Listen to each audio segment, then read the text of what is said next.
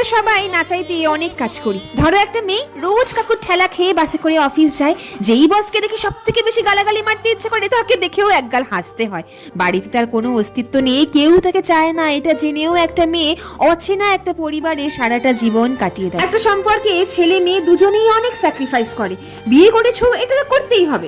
এইটা না ভেবে কখনো একটু অ্যাপ্রিসিয়েট করে দেখো, ছোট্ট একটা থ্যাংক ইউ বা তুমি ছিলে বলেই না সবটা অনেক সহজ হয়ে গেল। এই একটা সেন্টেন্স দেখবে ম্যাজিকের মতন কাজ করবে, আমি কথা দিচ্ছি। তাও যদি না হয় তাহলে নিজের ফেভারিট ডিশ বানিয়ে নিজেকে প্যাম্পার করো। রোজ ভাবি কেউ তো একজন লেখো পাস্তা আমার ফেভারিট, আর তার বাহানায় আমার খাওয়া হয়ে যাবে, কিন্তু একটাও কমেন্ট আসে না। জানো এটা আমার পার্সোনাল ফেভারিট, চিকেনটা মুখে দিলেই গলে যাবে যদি একটু ডিম, সয়া সস, কর্নফ্লাওয়ার দিয়ে ম্যারিনেট করে এরকম স্লো কুক করো। তারপর 3টে সসের খেলা, টমেটো সস বেশি করে, চিলি সয়া একদম অল্প। এত সুন্দর যে টস করছি, আমার কোনো কৃতিত্ব নেই, ভালো একটা প্যানের দায়িত্ব। আমি লিঙ্কটা দিয়ে দিয়েছি। আজকে বানালাম চিলি চিকেন পাস্তা। কার কার পাস্তা ফেভারিট অবশ্যই জানিও, টপ করে খেতে ভুলো না।